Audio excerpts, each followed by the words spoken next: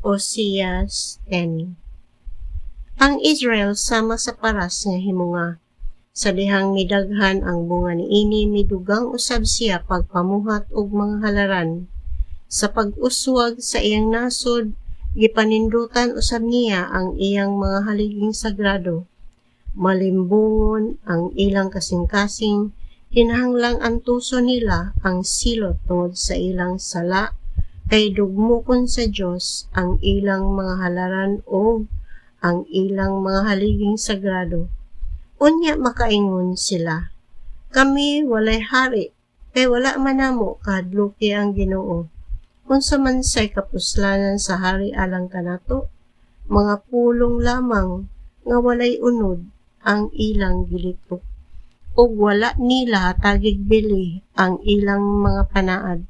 Busa ang kastigo miabot kanila sama sa makahilong sagbot nga nanurok sa tudling sa kaumahan. Nangurog ang mga tawo sa Samaria tungod kay gikuha ang bulawang baka gikan sa Bet-aben. Tungod niini maghilak ang iyang katawhan o hilakan usab ni kini sa mga pari sa mga Diyos.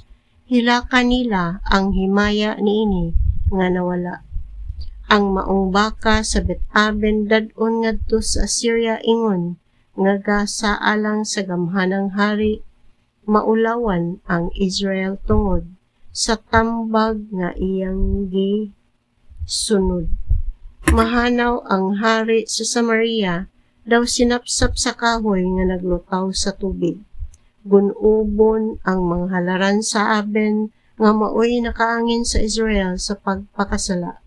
Sa ilang mga halaran manubo ang mga tunok ug mga sagbot, ug unya maingon sila sa mga bukid, tabuni kami, ug ngadto sa kabungturan mo ingon, tumpagi kami. Ang Ginoo miingon, nakasala ang katawhan sa Israel sukad pa sa Gibea, ug nagpadayon sila sa pagpakasala. Busa maabtan gayod sila gubat didto sa Gibea. Sulungon ko sila aron silutan tungod sa ilang mga sala. Pasulungon ko ang kanasuran bato kanila o kastiguhon ko sila tungod sa hilabihan nilang pagpakasala. Ang Ephraim kaniadto sama sa usa ka dumagang baka nga gibansay sa paggiok, ug wala ko sangunig yugo ang iyang nindot nga liog. Apan karon sangunan ko siya yugo. Padarohon ko ang Juda o si Jacob maoy mubungkag sa tibugol nga dinaro. Sultihan ko sila, daruha ang inyong uma, og ipugas ang binhi sa katarong, aron maani ninyo ang bunga sa gugma nga walay paglubad. Panahon na nga pangitaon ninyo ako, ang Ginoo, aron ipaulan ko kaninyo ang kaluwasan. Gipugas ninyo ang kangil-ad busa inyong naani ang pagdaog-daog, ug ang bunga sa mga bakak maoy inyong nakaon.